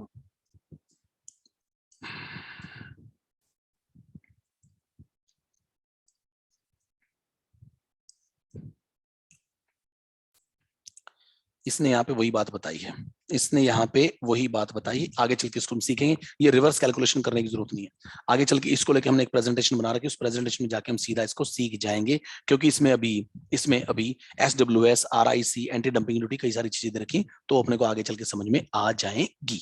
ठीक है, उसके बाद अपने पास है एक ना, जीएसटी में आपने कंपनसेशन सेस किया होगा, इफ यू रिकॉल। हाँ, कंपनसेशन सेस किया था सर। ठीक है, कंपनसेशन सेस जो है वो यहां पे भी लगेगा, कंपनसेशन सेस जो है वो यहां पे भी लगेगा। यानी कि जिन गुड्स के ऊपर इंपोर्ट करने पे आईजीएसटी लगता है, उन गुड्स के ऊपर कंपनसेशन सेस भी लग सकता है, अगर वो कंपनसेशन सेस वाली आर्टिकल्स हैं, राइट। तो देखो, दो टाइप के आर्टिकल्स होते हैं, एक तो वो जिनके ऊपर कंपनसेशन सेस नहीं लगता, तो उनके ऊपर केवल क्या लग जाएगा, उनके ऊपर लग जाएगा जी केवल ये दैट अपना आईजीएसटी। ठीक है, कस्टम के हिसाब से 37 के हिसाब से। और अगर उन गुड्स के ऊपर कंपनसेशन सेस लगता है तो उनके ऊपर दोनों लग जाएंगे, आईजीएसटी भी लग जाएगा 37 के हिसाब से, और 39 के हिसाब से कंपनसेशन सेस भी लग जाएगा। वो डिपेंड करेगा उन गुड्स के ऊपर कंपनसेशन सेस लगता है या नहीं लगता। हमने कंपनसेशन सेस वाले चैप्टर में ये बात की थी कि कौन सी गुड्स के ऊपर कंपनसेशन सेस लगता है। ठीक है ना, ओके। अब ध्यान से देखना, सबसे पहले हम क्या लेंगे, असेसेबल वैल्यू, जो कि अपना या तो क्या होगा, टीवी या फिर टीवी, टीवी और टीवी, या तो ट्रांजैक्शन वैल्यू होगा या फिर टैरिफ वैल्यू होगा। ठीक है, उसको हम क्या बोलेंगे, असेसेबल वैल्यू। उसके ऊपर क्या लग जाएगी जी, बीसीडी लग जाएगी। अभी जो टोटल आएगा, इस टोटल के ऊपर ही आईजीएसटी लगेगा, और इसी टोटल के ऊपर लगेगा कंपनसेशन सेस। यानी कि हम ये बोल सकते हैं आईजीएसटी और कंपनसेशन सेस के लिए वैल्यू सेम होती है। ठीक है सर, एडिशनल ड्यूटी हम नहीं कर रहे, सीवीडी हम नहीं कर रहे, क्योंकि सीवीडी जीएसटी आने के बाद ऑलमोस्ट खत्म हो गई है। आज सीवीडी लगती है तो केवल उन चीजों पे लगती है जिनके ऊपर जीएसटी नहीं लगता, राइट। सो बहुत ही कम चीजें बची हैं जिनके ऊपर जीएसटी नहीं लगता, ज्यादातर चीजों के ऊपर जीएसटी लग जाता है। सीवीडी आज भी है, काउंटर वेलिंग ड्यूटी आज भी है, लेकिन केवल उन चीजों पर लगती है जिन पे जीएसटी नहीं लगता। Right sir. उसके बाद है यस ये SWS, ठीक है, सोशल वेलफेयर सरचार्ज, इसके बारे में बात करते। देखो जी, सोशल वेलफेयर सरचार्ज के बारे में उसने बोला कि भाई कस्टम में हम, ठीक है, ओके, उसने बोला there shall be levied and collected a duty of custom to be called as social welfare surcharge SWS, ठीक है, on the goods specified in first schedule of custom tariff act imported into India to fulfill the commitment of the government to provide the finance for education, health and social security। ये government का जो ये commitment है education को लेके, health को लेके, social security को लेके, उस कमिटमेंट को पूरा करने के लिए गवर्नमेंट ये लगाती है सोशल वेलफेयर सरचार्ज। क्या लगाती है? सोशल वेलफेयर सरचार्ज गवर्नमेंट लगा देती है। गवर्नमेंट बता भी रही है कि हम क्यों लगा रहे हैं, ठीक है ना, ओके, क्योंकि गवर्नमेंट ने बोला कि हमें अपना ये वाला कमिटमेंट पूरा करना है, ठीक है। आगे उसने बोला social welfare surcharge to be levied at 10%, ये 10% का इसका रेट इसने बताया है। SWS shall be levied, shall be calculated at the rate of 10% of the aggregate of the duties cess। ये हम आगे चल के करेंगे किस किस के ऊपर लगेगा सोशल वेलफेयर सरचार्ज, किस किस के ऊपर लगेगा हम ये बात करेंगे, मतलब उसके लिए वैल्यू क्या बनेगी उसके लिए, उसकी हम बात करेंगे, लेकिन ये लगता हर केस में है, ठीक है। किस वैल्यू पे लगेगा वो अपने को चर्चा करनी है। Social welfare surcharge will not be levied on IGST and compensation cess, क्योंकि उनसे पहले लग जाता है, ये उनसे पहले ही लग जाता है, राइट, सो उनके ऊपर देयरफॉर ये नहीं लगता, ठीक है। उसके बाद है RIC, road and infrastructure cess, RIC, road and infrastructure cess, ये भी कस्टम में लगता है जी। हाँ जी, उसने बोला कि जो RIC है, RIC ये भी लगेगा। ये कब लगेगा? ये कब लगेगा देखो, उसने बोला ये कब लगेगा, जब हमने जो इंपोर्ट किया वो मोटर स्पिरिट है, मोटर स्पिरिट यानी कि पेट्रोल, तो पेट्रोल के ऊपर लगता है ये 8 रुपए लीटर के हिसाब से, और अगर वो हाई स्पीड डीजल है तो उसके ऊपर भी 8 रुपए लीटर के हिसाब से लगता है। तो ये जो रोड एंड इंफ्रास्ट्रक्चर सेस लगाया है, और गवर्नमेंट ने देखो क्या बोला, गवर्नमेंट ने बोला ये हम क्यों लगा रहे हैं, क्योंकि क्योंकि उसने बोला for the purpose of financing the infrastructure projects, India में जो इंफ्रास्ट्रक्चर को लेकर प्रोजेक्ट चल रहे हैं ना, उसमें ये पैसा जाएगा सीधा, ये पैसा वहां जाएगा सीधा। गवर्नमेंट भी ना बहाने कुछ ना कुछ बना ही लेती है, राइट। सो ये RIC जो है रोड एंड इंफ्रास्ट्रक्चर लगता है किसके ऊपर? पेट्रोल एंड डीजल के ऊपर। क्या रेट है? 8 रुपए लीटर, ठीक है सर। अब उसके बाद है हेल्थ सेस, उसके बाद क्या है? Health cess. देखो जिसने क्या बोला, for the purpose of financing the health infrastructure and service, कमाल कर दिया गवर्नमेंट ने ठीक है जी। उसने बोला हेल्थ सेस भी लगाया जाएगा, लेकिन कब? उसने बोला import of medical equipments, import of medical equipments falling in heading number 9901890199020 of the first schedule, ठीक है जी। 5% assessable value calculated as per section 14, जो सेक्शन 14 के हिसाब से टीवी यानी कि ट्रांजैक्शन वैल्यू टैरिफ वैल्यू होगी, उसके ऊपर 5% ये भी लगेगा। क्या नाम है इसका? हेल्थ सेस, ठीक है। नॉर्मली ये मेडिकल इक्विपमेंट्स के ऊपर लगता है, किसके ऊपर लगता है? मेडिकल इक्विपमेंट्स पे लगाया जाता है, ठीक है। अब ध्यान से देखना ये बड़ा इंपॉर्टेंट है जी, ये बहुत ही इंपॉर्टेंट है। अब कौन किसके ऊपर लगेगा, बिल्कुल ध्यान से, बिल्कुल ध्यान से। सबसे पहले हम निकालेंगे असेसेबल वैल्यू। असेसेबल वैल्यू हम जानते हैं, या तो क्या होगा सर, या तो होगा टीवी, या होगा टीवी या तो टीवी होगा या फिर टीवी होगा, यानी कि या तो ट्रांजैक्शन वैल्यू होगा या फिर टैरिफ वैल्यू होगा, ठीक है। उसको हम क्या बोलेंगे? Assessable value. So assessable value normally ये क्या होता है? ट्रांजैक्शन, जितने में आप सामान खरीद के लाए हो वो होता है, ठीक है, ओके। सो असेसेबल वैल्यू उसके ऊपर लग जाएगी जी BCD, बेसिक कस्टम ड्यूटी, उसके ऊपर लगती है। मान के चलो इसका रेट है 10%, ठीक है, तो ये 1 लाख रुपए के 10% कितना हो गया? 10,000 हो गया, ठीक है। उसके बाद लगेगा social welfare surcharge, social welfare surcharge लगेगा, उसके ऊपर कितना लगेगा? 10%, ठीक है जी। अब 10% किसका लगेगा? बी का, बी, ये जो बी है इस ड्यूटी के ऊपर लगेगा केवल ये जो सरचार्ज है ना, ये केवल ड्यूटी के ऊपर लगता है, ये टोटल पे नहीं लगता प्लीज, ठीक है। तो इस 10,000 का 10% हमने निकाल दिया, 1,000 रुपए आ गया, ठीक है। उसके बाद IGST, ध्यान से देखना, IGST किस पे लगेगा? IGST लगेगा accessible value A, BCD B, ठीक है, और तीसरे नंबर पे सोशल वेलफेयर सरचार्ज। इन तीनों का कर देंगे टोटल, यानी कि वैल्यू प्लस ड्यूटी, इन तीनों का टोटल करने के बाद उसके ऊपर लग जाएगा जी IGST, IGST। अगर कंपनसेशन सेस भी है तो वो भी इसी पे लगेगा। देखो अगले एग्जांपल में ये दे रखा है कि भाई IGST भी जिस अमाउंट पे लगा है, IGST किस पे लगा है? A B C के टोटल पे, और कंपनसेशन सेस भी किस पे लगा है? A B C के टोटल पे, दोनों एक ही अमाउंट पे लगते हैं, बस फर्क ये आ गया था क्योंकि मैंने इसको 12% मान लिया था और इसको 10% मान लिया था। ठीक है, तो याद हो गया। तो बताएं जी, असेसिबल वैल्यू के ऊपर क्या लगेगी, बीसीडी। ठीक है, अच्छा बीसीडी के ऊपर, केवल बीसीडी के ऊपर क्या लगेगा, सोशल वेलफेयर सरचार्ज लगेगा। ठीक है जी, अब तीनों के टोटल पे accessible value, BCD, social welfare surcharge, इनके ऊपर क्या लगेगा, आईजीएसटी। और इन्हीं तीनों के ऊपर क्या लगेगा, कंपनसेशन सेस, अगर वो गुड्स वो हैं जिनके ऊपर ये कंपनसेशन सेस लगता है as per compensation cess act. ठीक है ना, right sir. Protective duty, government के पास पावर है प्रोटेक्टिव ड्यूटी लगाने की, लेकिन प्रोटेक्टिव ड्यूटी तब लगाती है जब टैरिफ कमीशन की रिकमेंडेशन जाती है। किसकी रिकमेंडेशन, टैरिफ कमीशन की रिकमेंडेशन की बेसिस पे प्रोटेक्टिव ड्यूटी लगाई जाती है। उसके बाद है काउंटरवेलिंग ड्यूटी। काउंटरवेलिंग ड्यूटी जो होती है, this duty is levied as equal to the amount of the subsidy. देखो कई बार क्या होता है ना कि बाहर की गवर्नमेंट से, फॉर एग्जांपल ये यूएस है, ठीक है, यूएस अपने एक्सपोर्टर्स को बोलती है कि आप धड़ल्ले से एक्सपोर्ट करो, आप जो जितना एक्सपोर्ट करोगे हम आपको क्या देंगे, हम आपको देंगे सब्सिडी। अब देखो इस एक्सपोर्टर को तो यूएसए गवर्नमेंट से क्या मिल जाएगी, सब्सिडी मिल जाएगी। इसका मतलब सामान बड़े सस्ते में इंडिया में एक्सपोर्ट कर देगा, क्योंकि इसको तो क्या मिल जाएगी, सब्सिडी मिल जाएगी ना, तो ये इंडिया में सस्ते में सामान एक्सपोर्ट कर देगा। अब अगर इंडिया में सामान सस्ते में आ गया, इंपोर्ट हो गया इंडिया में, तो इंडिया की जो डोमेस्टिक इंडस्ट्री है वो तो मारी जाएगी ना यार, वो बेचारे कहाँ जाएंगे, आप समझो। तो भाई वो बाहर से जो सामान इंडिया में सस्ते में आ रहा है उससे इंडिया की इंडस्ट्री को नुकसान पहुंच सकता है, एंड देयरफॉर ये ड्यूटी लगाई जा सकती है। ये ड्यूटी लगाई जा सकती है, इसको हम क्या बोलेंगे, काउंटरवेलिंग ड्यूटी। काउंटरवेल करने के लिए लगाई जाएगी और ये उस सब्सिडी के बराबर लग सकती है, जो सब्सिडी इस एक्सपोर्टर को बाहर की गवर्नमेंट से मिल रही है ना, उस सब्सिडी के बराबर ये ड्यूटी इंडियन गवर्नमेंट लगा सकती है। मतलब यूएस की गवर्नमेंट ने तो उसको सब्सिडी दे दी और इंडियन गवर्नमेंट ने उस सब्सिडी के ऊपर ड्यूटी लगा दी। करा कमाल है जी, ठीक है ना, ओके। उसके बाद है जी anti dumping duty. Anti dumping duty लगती है एंटी डंपिंग ड्यूटी लगती है अगर मान के चलो बाहर की कोई कंट्री इंडिया में डंपिंग करके जा रही है, या फिर इंडिया की मार्केट को क्या करना चाहती, क्रिपल करना चाहती, खराब करना चाहती है, राइट, क्योंकि इंडिया की इंडस्ट्री को नुकसान पहुंचा के कई बार कुछ देशों को फायदा होता है। सो एंटी डंपिंग ड्यूटी लगती है मार्जिन ऑफ डंपिंग के बराबर, मार्जिन ऑफ डंपिंग के बराबर लगती है। अब मार्जिन ऑफ डंपिंग कैसे निकलता है, देखो उसने क्या बताया। मार्जिन ऑफ डंपिंग निकालने के लिए, मार्जिन ऑफ डंपिंग जो निकलता है वो निकलता है margin of dumping in relation to article means the difference between the export price and the normal value. मतलब कुछ ऐसे कि भाई यूएस कंट्री में तो वो सामान बिकता है 10 का और इंडिया में वो सामान एक्सपोर्ट किया जा रहा है 8 में। यूएस में तो 10 का बिकता है, लेकिन इंडिया में उस सामान को एक्सपोर्ट किया जा रहा है कितने में, 8 में। ठीक है जी, इसका मतलब वो इंडिया की इंडस्ट्री को नुकसान पहुंचाना चाह रहे हैं।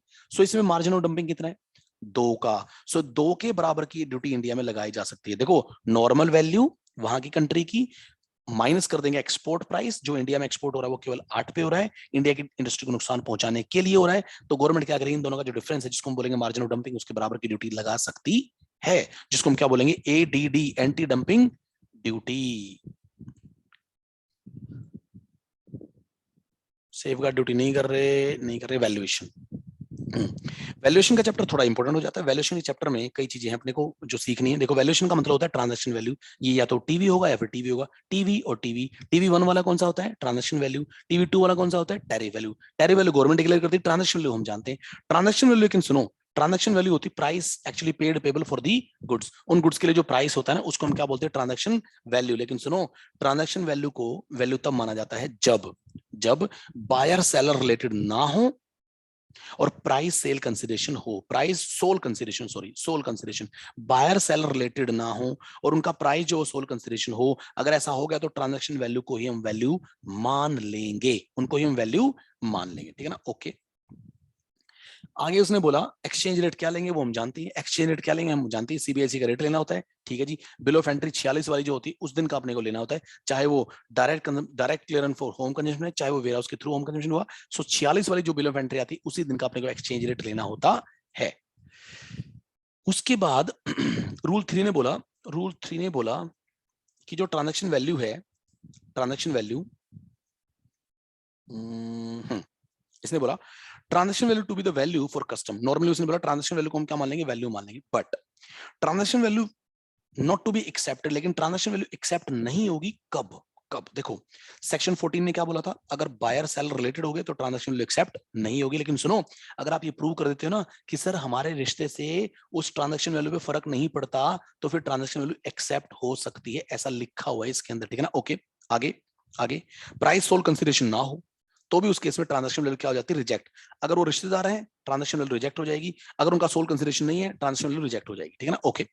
और इसने कुछ रूल 3 ने भी बोल रखा है। रूल 3 ने बोला कि अगर मतलब ट्रांजैक्शन वैल्यू रिजेक्ट हो सकती है कब, अगर there are restriction as to disposal और यूज ऑफ द गुड्स। अगर मान के चलो कंडीशन लगा रखी है कि आप इन गुड्स को ऐसे डिस्पोज ऑफ करेंगे या इनको आप ऐसे यूज करेंगे या इनको आप ऐसे यूज नहीं करेंगे, ऐसे करके कंडीशन लगा रखी है, तो ट्रांजैक्शन वैल्यू में कहीं ना कहीं कोई ना कोई कंडीशन लगी, इसका मतलब ट्रांजैक्शन वैल्यू कम या ज्यादा हो सकती है, राइट। सो क्योंकि उसके अंदर कंडीशन लगी हुई है।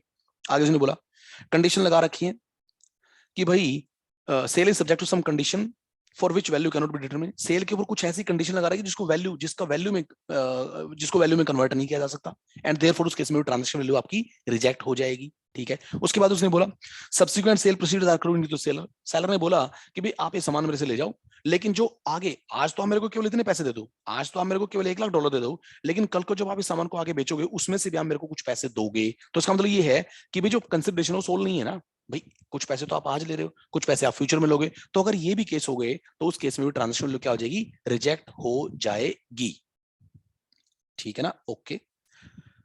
उसके बाद inclusion exclusion in the transaction value, ये इंपॉर्टेंट है। Inclusion exclusion in the transaction value, देखो ट्रांजैक्शन वैल्यू में क्या क्या इंक्लूड करना है वो उसने बताया। सबसे पहले इंक्लूड के बारे में बात करते हैं। इंक्लूड क्या करना है, उसने बोला कमीशन, जो सेलिंग कमीशन होता है, selling commission paid in India या इंडिया के बाहर हो, सेलिंग कमीशन कौन पे करता है, जो सामान बेच रहा है वो सेलिंग कमीशन पे करेगा ना, उसके एजेंट है ना वो। सो सेलिंग कमीशन जो होता है वो अपने को इंक्लूड करना है। वो क्या करना है, इंक्लूड करना है। मतलब अगर मान के चलो वैल्यू के अंदर सेलिंग कमीशन नहीं है तो, और आपसे वो अलग से लिया गया, आपको बोला गया कि आप $1 लाख दे दो और $2,000 का हमें क्या दे दो, कमीशन दे दो, क्योंकि हमने अपने कमीशन जो एजेंट्स हैं उनको देना है। सो आपने कुल मिला के 1,02,000 दिया, गवर्नमेंट बोलती है उस 1,02,000 को वैल्यू मान लेंगे, यानी कि 1 लाख के अंदर आप उस कमीशन को ऐड कर दोगे, याद रहेगा ना, राइट। इसमें बाइंग कमीशन नहीं आएगा, इसमें केवल सेलिंग कमीशन लेना है। उसके बाद cost of containers, yes, cost of container अगर आपसे अलग से लिया गया है तो आप उसको ऐड कर दो वैल्यू में, ठीक है। कॉस्ट ऑफ पैकिंग अगर आपसे अलग से लिया गया है उसको भी आप ऐड कर दो। कॉस्ट ऑफ मोल्ड्स और डाइस, जो मोड्स और डाइस होते हैं उसको भी आपको ऐड करना पड़ेगा, ठीक है। कॉस्ट ऑफ डिजाइन ऐड करना पड़ेगा, लेकिन सुनो एक बात बताई इसने, अगर ये डिजाइन वगैरह इंडिया में करवाएंगे ना, डिजाइनिंग वगैरह कहां पे करवाएगी, इंडिया में, प्लान स्केचेस जो बनवाएंगे वो इंडिया में बनवाएंगे, तो उस केस में इनको अपने को ऐड नहीं करना। तो कहने का मतलब ये था कि अगर डिजाइनिंग वगैरह कहीं और करवाएगी और उस वो अमाउंट आपसे अलग से चार्ज किया गया तो उसको ऐड कर देना। लेकिन अगर ये डिजाइनिंग वगैरह इंडिया में करवाएगी तो इंडियन गवर्नमेंट थोड़ी सी भावुक होगी, इंडियन गवर्नमेंट बोलती है कि चलो कोई बात नहीं, कुछ तो इंप्लॉयमेंट आएगा, कुछ तो इंप्लॉयमेंट आएगा, तो हम क्या करते हैं, हम उसको ट्रांजैक्शन वैल्यू में ऐड नहीं करते, ठीक है ना। ओके। उसके बाद कोई पेमेंट ऑफ रॉयल्टी वगैरह जा रही है तो पेमेंट ऑफ रॉयल्टी भी आपको ऐड करनी पड़ेगी। सेल प्रोसीड जा रही है वो भी अपने को ऐड करना पड़ेगा। Obligation to the seller, obligation to the seller, अगर आपने जिससे सामान खरीदा आपने उसको कोई ऑब्लिगेशन उठा लिया, आपने उनके बच्चों की स्कूल की फीस भर दी, राइट, वो भी ऐड करना पड़ेगा, वो भी ऐड करना पड़ेगा। और अब सबसे इंपॉर्टेंट है कॉस्ट ऑफ ट्रांसपोर्टेशन। सुनो भी बच्चों, जो दैट कस्टम ड्यूटी लगती है ना, वो लगती है CIF के ऊपर। किसके ऊपर लगती है, CIF। So there are two things, one is free on board, FOB जिसको हम बोलते हैं, FOB, अदर इज CIF। देखो सामान यूएसए से चला, यूएसए का जो प्राइस उसको फ्री ऑन बोर्ड बोलेंगे, ठीक है ना। ओके। शिप में आया, शिप में, ठीक है जी, शिप में आपने सामान खरीदा, कॉस्ट लगी। अब उसके बाद शिप वाले को आप क्या देंगे, ट्रांसपोर्टेशन के चार्जेस देंगे, और बीच का आपने इंश्योरेंस भी करवा रखा हो। So cost insurance and transport, CIF, freight, मतलब यहाँ पे हम क्या बोलेंगे इसको, freight. So cost insurance and freight कौन बोलेंगे, CIF। इसके ऊपर ही हमें ड्यूटी देनी होती है, तो हम ये बोलेंगे FOB में अगर आप ये दो चीजें जोड़ दोगे तो CIF आ जाएगा, जिसके ऊपर अपने को ड्यूटी देनी होती है। सो ट्रांसपोर्टेशन के चार्ज कैसे लेने, देखो उसने बोला कि अगर if such cost is not ascertainable, आपको नहीं पता ट्रांसपोर्टेशन के कितने पैसे हैं, अलग से नहीं पता आपको, ठीक है ना, तो उसने बोला FOB का 20% ले लो, FOB का 20% ऐड कर दो, ठीक है, अगर आपको ट्रांसपोर्टेशन की कॉस्ट नहीं पता तो, ठीक है। दूसरा केस आपको ट्रांसपोर्टेशन की कॉस्ट तो पता है, ट्रांसपोर्टेशन की कॉस्ट पता है, लेकिन उसने बोला अगर इंपोर्ट एयर से हुआ, अगर इंपोर्ट कैसे हुआ, एयर से, तो भी FOB का 20% लेना है। उसने नहीं, सॉरी, उसने बोला FOB का 20% और actual which ever is lower लेना है। सॉरी, उसने क्या बोला, एक्चुअल और FOB का 20% विच एवर इज लोअर लेना है, और अगर कोई और केस है तो एक्चुअल लेना है। क्या लेना है, एक्चुअल, क्योंकि यहाँ पे तो असर्टेनेबल है ना, आपको ट्रांसपोर्ट की कॉस्ट पता है।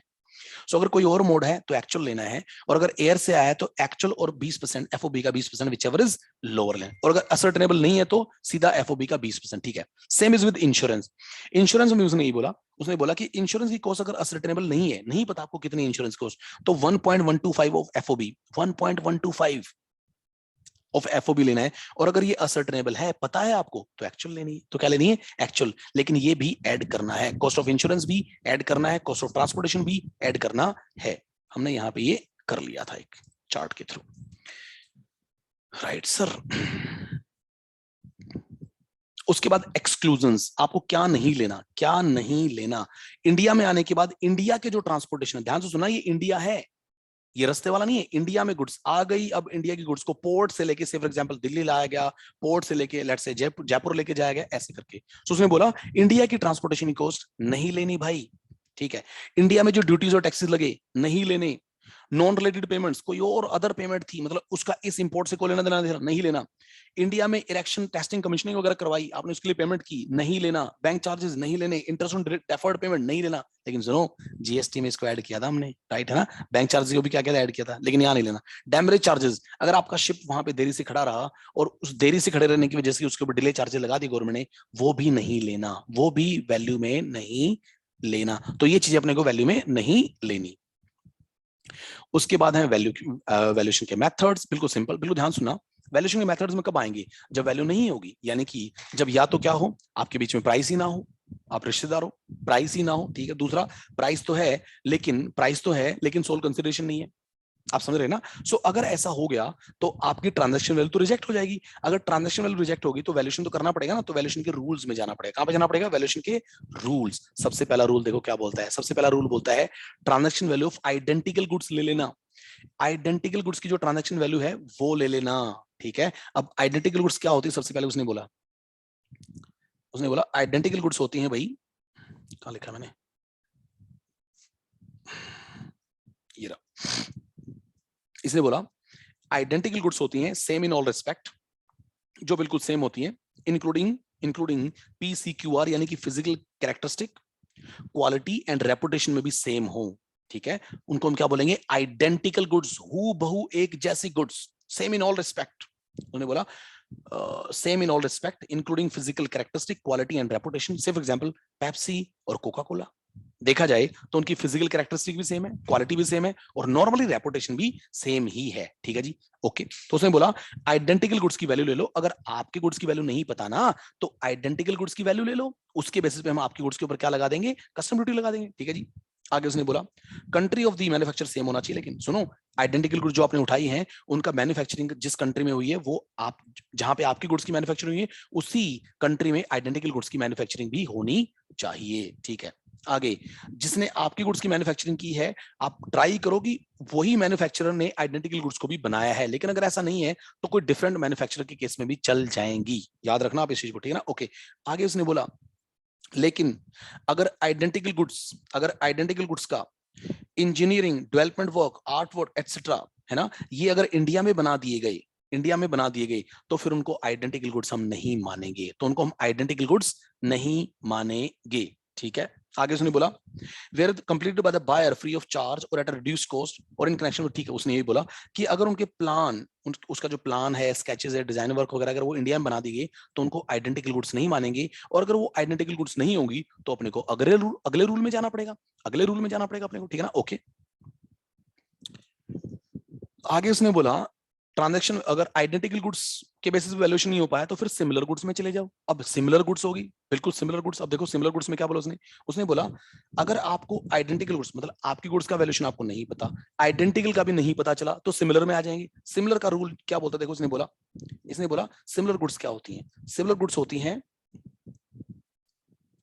These goods are although not alike, ये बिल्कुल एक जैसी तो नहीं है, not alike, but have the like characteristic, like components and perform the same functions, जैसे एग्जांपल के तौर पे कोका कोला और लिम्का, राइट। कोका कोला और लिम्का दिखने में तो एक जैसे नहीं है, कोका कोला का ब्लैक कलर होता है और लिम्का जो होती है व्हाइट कलर में होती है, राइट। सो दिखने में तो एक जैसे नहीं है, बट कहीं ना कहीं उनकी कैरेक्टरिस्टिक सेम होती है, लाइक कंपोनेंट्स होते हैं उसके अंदर, और परफॉर्म द सेम फंक्शंस। क्या होता है ना कि अगर मान के चलो आपके पास क्या है कि भाई आप दुकान पे गए और आपको कोका कोला नहीं मिली, कोका कोला नहीं मिली, वो आपको बोलता है कि भाई मेरे पास ना वो है मिरिंडा है, या मेरे पास वो है लिम्का है, क्या वो दे दूं? तो आप क्या बोलते हो? ठीक है यार इतनी गर्मी दे दो, राइट?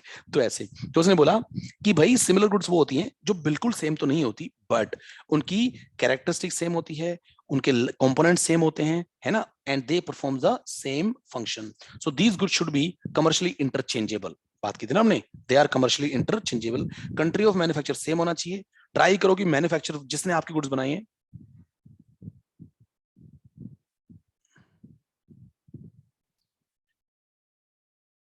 तो उसने बोला कि ट्राई करो कि मैन्युफैक्चरर सेम हो, जिसने आपकी गुड्स बनाई है उसी ने वो सिमिलर गुड्स भी बनाई है, लेकिन अगर ऐसा नहीं है तो कोई बात नहीं, डिफरेंट मैन्युफैक्चरर भी चल जाएगा। फिर से वही बात उसने बोली, उसने बोला सिमिलर गुड्स, हम उनको सिमिलर गुड्स नहीं मानेंगे अगर अगर उनके उनके जो प्लान है, उनका जो वर्क है, उनका जो डिजाइन है, अगर वो इंडिया में कर दिया गया तो फिर उनको सिमिलर गुड्स नहीं मानेंगे।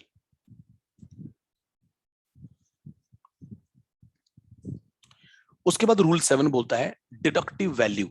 डिडक्टिव वैल्यू देखो सुनो, हम ऊपर वाले रूल लगाते आ रहे हैं, अगर वो रूल नहीं लगे तो फिर डिडक्टिव वैल्यू पे जाना पड़ेगा। किस पे जाना पड़ेगा? डिडक्टिव वैल्यू, यानी कि रिवर्स कैलकुलेशन करनी पड़ेगी, रिवर्स कैलकुलेशन। उसने बोला कि भाई अगर आइडेंटिकल गुड्स वाला रूल नहीं लग पाया, सिमिलर गुड्स वाला रूल नहीं लग पाया, तो फिर अपने को ये डिडक्टिव वैल्यू वाला रूल लगाना पड़ेगा। अब देखो इसने क्या बोला, इसने बोला को आपको कुछ ऐसे करना पड़ेगा, रिवर्स कैलकुलेशन करनी पड़ेगी। रिवर्स कैलकुलेशन करने का मतलब ये है कि से फॉर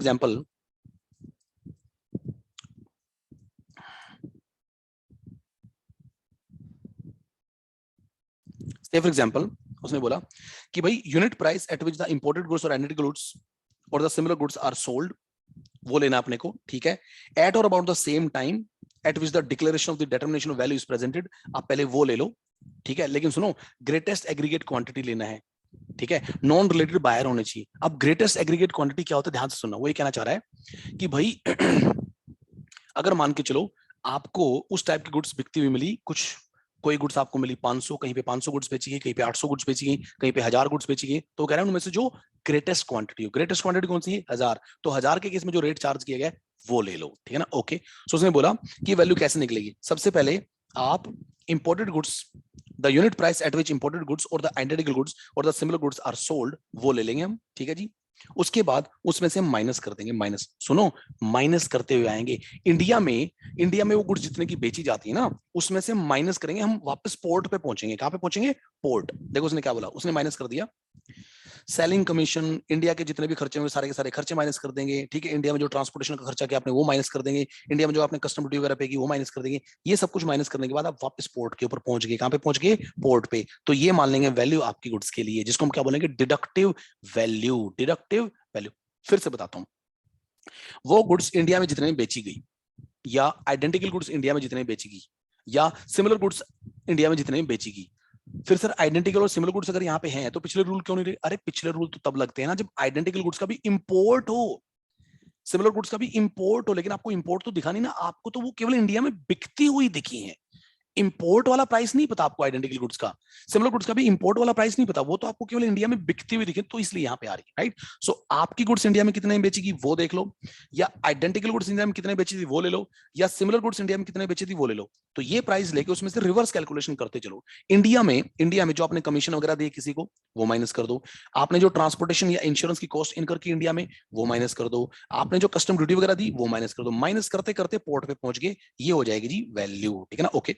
उसके बाद है कंप्यूटेड वैल्यू। कंप्यूटेड वैल्यू का मतलब ये होता है कि हम वहां से कैलकुलेशन करना शुरू करेंगे, क्या करेंगे, जितना जहां से हमने इंपोर्ट किया था उसके लिए कॉस्ट क्या थी, उसकी कितनी कॉस्ट थी, वो नॉर्मली उसने कितना प्रॉफिट चार्ज किया, वो प्रॉफिट ले लेंगे, कॉस्ट ले लेंगे, प्रॉफिट ले लेंगे, और रूल 10(2) में जो हमने एडजस्टमेंट्स की थी वो सारी की सारी एडजस्टमेंट्स ले लेंगे, इंश्योरेंस था, उसके बाद ट्रांसपोर्टेशन चार्जेस था, हैंडलिंग चार्जेस वगैरह थे, वो सब हम ऐड कर देंगे। तो वहां से चलेंगे, अब की बार यूएस से चलेंगे, यूएस में उसकी कॉस्ट ले लेंगे, उसका प्रॉफिट ले लेंगे, फिर उसके बाद जो जो हम रूल 10(2) में बात कर रहे थे कि भी पैकिंग चार्जेस ऐड करना है, ट्रांसपोर्टेशन चार्जेस ऐड करना है, इंश्योरेंस ऐड करना है, वो सब कुछ उसमें ऐड कर देंगे। ये था अपना उसके बाद रेजिडुअल वैल्यू कुछ नहीं होता, रेजिडुअल वैल्यू कुछ बातें बोलता है कि भाई ऐसा है कि अगर आप पिछले रूल लगाने के बाद वैल्यूएशन नहीं कर पाए तो कोई बात नहीं, मेरे पास आ जाओ, मैं आपको ये बोलूंगा कि आप पिछले रूल्स को मिला जुला के तोड़ मरोड़ के आप उन रूल्स को यूज कर सकते हो। मेरे पास आने से पहले आप किसी भी रूल से बाहर नहीं जा सकते थे, राइट। अब मेरे पास आए हो तो मैं आपको परमिशन दे दूंगा, आप उन सारे के सारे रूल्स को मिला जुला के वैल्यूएशन कर लो, लेकिन आपका वैल्यूएशन रीजनेबल होना चाहिए, ये उसने यहाँ पे बताया। उसके बाद अपने पास वेयर हाउसिंग। वेयर हाउसिंग के केस में देखो, वेयर हाउसिंग जो होती है, वेयर हाउसिंग का मतलब होता है जब आपने सामान को आप कहाँ रखते हो, वेयर हाउस में रखते हो, वेयर हाउस में, ठीक है। क्या होता है ना, अगर आप मान के चलो इंडिया के बाहर से सामान लेके आए, इंडिया के बाहर से आप सामान लेके आए, ये यूएसए है, यूएसए से आप सामान इंडिया में लेके आए, बिल्कुल ध्यान से देखना, इंडिया में आपने इंडिया में सामान को रख दिया वेयर हाउस में, सामान को कहां रख दिया, वेयर हाउस में, बिल्कुल ध्यान से सुना। आपने फिर वेयर हाउस से सामान को एक्सपोर्ट कर दिया, लेट्स से आपने इसको यूके एक्सपोर्ट कर दिया, बिल्कुल ध्यान से, सामान कहां से आया था, यूएसए से, कहां आया, इंडिया में, लेकिन इंडिया के अंदर नहीं आया, होम कंजम्पशन में नहीं गया, कहां था, वेयर हाउस में था। जब तक वो वेयर हाउस में, तब तक नो ड्यूटी, नो ड्यूटी। और जब वो, अब वो वेयर हाउस से जब चला जाएगा तो इसके ऊपर भी नो ड्यूटी, मतलब जो आया था तो नो इंपोर्ट ड्यूटी, ये इंपोर्ट ड्यूटी नहीं लगेगी, क्योंकि वो इंडिया में तो आया ही नहीं, अभी तो वेयर हाउस में पड़ा हुआ था, तो उसका इंपोर्ट तो कंप्लीट हुआ ही नहीं था, राइट। और जब वो एक्सपोर्ट हो गया तो इंडिया में आया ही नहीं था, and therefore no export duty, ना तो इंपोर्ट ड्यूटी लगेगी ना एक्सपोर्ट ड्यूटी लगेगी। इसी को हम क्या बोलते हैं, वेयर हाउस। तो लोग ना वेयर हाउस में सामान रख सकते हैं। सो वेयर हाउस को लेके चैप्टर है, इस चैप्टर ने बोला वेयर हाउस दो टाइप के होते हैं, public warehouse, private warehouse, और एक होता है स्पेशल वेयर हाउस, जिसको जिसको section 58A of custom act के हिसाब से लाइसेंस मिलता है। सो नॉर्मली आप दो याद रखना, पब्लिक और प्राइवेट, ठीक है ना, ओके। वेयर हाउस गुड्स कौन सी होती है, जिनको वेयर हाउस में रखा गया, ठीक है जी। उसके बाद आपको ना सीधा करना है, सीधा आपको करना है कि warehousing period, warehousing period,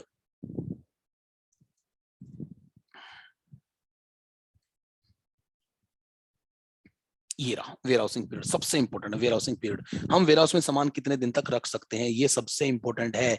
ware house में क्या हम वेयर हाउस में सामान रखे दे, रखे रखे रखे रखे ऐसा कर सकते हैं, नहीं नहीं, there is a time limit, there is a time limit. अब वो टाइम लिमिट हम कर रहे हैं, देखो उसने क्या बोला, इसने बोला if goods are intended to be used in 100% EOU, अगर गुड्स को आप 100% ईओयू में या EHTP, electronic hardware technology park या सॉफ्टवेयर टेक्नोलॉजी पार्क्स में यूज करेंगे, गुड्स को आप लेके आए हैं, उनको अल्टीमेटली आप ईओयू वगैरह में यूज करेंगे, तो उसने बोला कि भाई अगर वो कैपिटल गुड्स हैं, क्या है, capital goods, till their clearance from warehouse, जब तक आप उनको वेयर हाउस से क्लियर नहीं करते तब तक आप उनको वहां पे रख सकते हो। In case of other goods, till their consumption और clearance from the warehouse. So capital goods हो या अदर गुड्स हो, जब तक आप उनको वेयर हाउस से निकालते नहीं, आप तब तक उनको वहां पे रख सकते हो। This is normal period in case of जिन गुड्स को आप कहां यूज करेंगे, ईओयू, ईएचटीपी या एसटीपी में, ठीक है।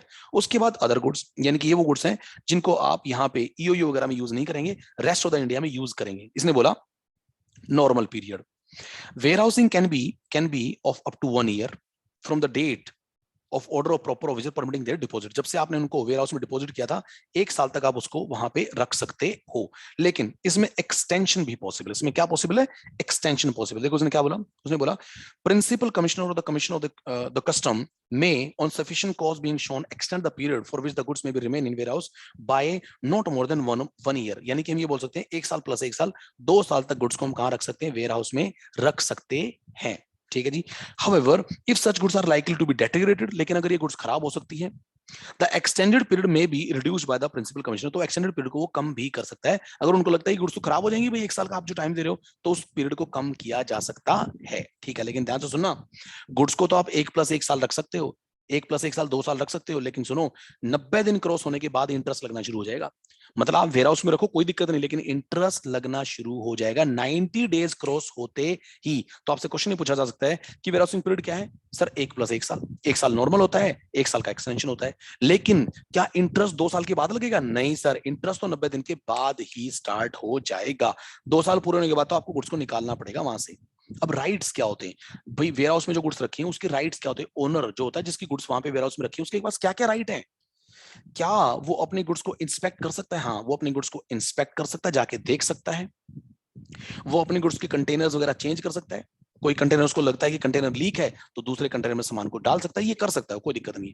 उसमें से उनको वो सॉर्ट कर सकता है, सॉर्ट काटा छाटी कर सकता है भाई, वो खराब हो गया तो उसको वहां से निकाल दिया, वो वहां पे रख दिया, उसको वहां पे रख दिया, ऐसे सॉर्टिंग कर सकता है उनकी। क्या कर सकता है, सॉर्टिंग, मतलब ऐसे कर सकता है कि भाई ये टॉप क्वालिटी के हैं, ये उसके बाद थोड़ी सी डाउन ग्रेड है, ये उसके बाद बिल्कुल लो क्वालिटी के हैं, ऐसे करके सॉर्टिंग कर सकता है अपने सामान की। अरे वो मालिक है भाई, उसका सामान है, वो कर सकता है वो, ठीक है। और लास्ट में उसने बोला कि वो अपनी गुड्स को किसी को शो भी कर सकता है, अगर मान के चलो चलो उसने किसी को बेचना है तो उसको लाके वेयर हाउस में और उनको दिखा सकता है कि देखो ये गुड्स है मेरे पास जो वेयर हाउस में रखी हुई है, तो ये उसके राइट्स हैं। क्या क्या कर सकता है? इंस्पेक्ट कर सकता है, डील विद कंटेनर्स, कंटेनर्स को वो क्या कर सकता है? चेंज कर सकता है, सॉर्टिंग कर सकता है और उनको शो कर सकता है। ठीक है, ट्रांजिट ट्रांसशिपमेंट हम नहीं कर रहे, ट्रांजिट और ट्रांसशिपमेंट हम नहीं कर रहे।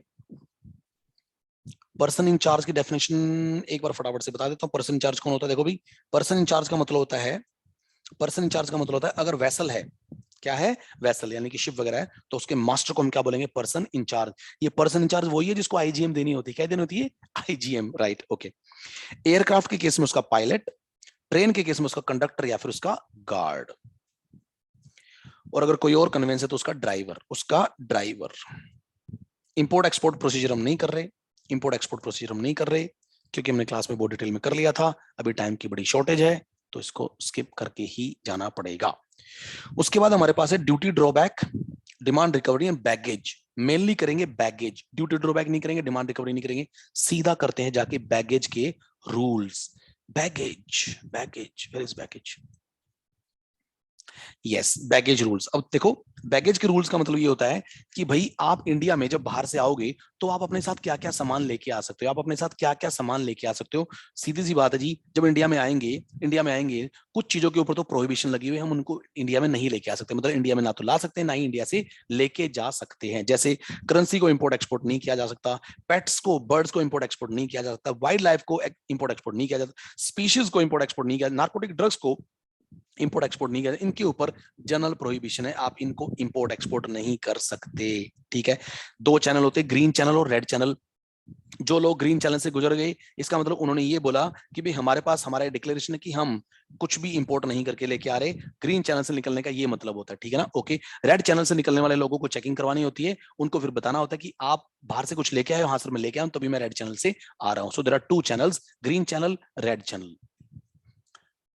उसके बाद जो बैगेज होता है ना, बैगेज, बैगेज के ऊपर भाई, बैगेज में या तो आपको एग्जाम्पशन मिल जाएगी, आपके बैगेज के ऊपर ड्यूटी नहीं लगेगी, लेकिन अगर ड्यूटी लगेगी तो ड्यूटी देखो कितनी लगेगी। बैगेज के ऊपर ड्यूटी का रेट है 38.5, 38.5, क्योंकि नॉर्मल जो ड्यूटी होती है 35% की होती है, और फिर उसके ऊपर 10% का लग जाता है this social welfare surcharge 10%, and therefore 10% कितना हो जाएगा? 3.5। सो 38.5, 38.5 लगती है बैगेज के ऊपर ड्यूटी, याद रहेगा ना, right sir. Exemption of one laptop, आप इंडिया के बाहर से आ रहे हैं तो एक लैपटॉप फ्री में ला सकते हो, लेकिन सुनो आपकी एज 18 साल या उससे ज्यादा होनी चाहिए। ओवर 18, ओवर 18 बोला उसने, 18 साल से ज्यादा आपकी एज होनी चाहिए, तो आप एक लैपटॉप या नोटबुक वगैरह लेके आ सकते हो बिना ड्यूटी के। उसके बाद है बैगेज के बैगेज के रूल्स, बिल्कुल ध्यान से देखना बैगेज के रूल्स क्या बोलते हैं। उसने बोला कि अगर रूल 3 और 4, रूल 3 और 4 ने बोला कि भाई अगर अगर पैसेंजर कहां से आ रहा है? नेपाल, भूटान, म्यांमार से आ रहा है। अगर पैसेंजर अगर पैसेंजर नेपाल, भूटान या म्यांमार से आ रहा है तो उसने बोला कि अगर वो इन्फेंट है, छोटा बच्चा है, राइट, ओके, 2 साल तक वाला, या passenger arriving by land route, दो केसेस ने बताए, छोटा बच्चा है या फिर वो लैंड रूट से आ रहा है, कहां से? नेपाल, भूटान, म्यांमार से लैंड रूट से आ रहा है, या छोटा बच्चा है, तो ओनली यूज्ड पर्सनल इफेक्ट्स ला सकता है, और ज्वेलरी को छोड़ के। यूज मतलब हमारे पहनने का सामान लाया जा सकता है और कुछ नहीं ला सकता, ठीक है जी। उसके बाद अदर पैसेंजर्स, अदर पैसेंजर उसने कौन कौन बोला?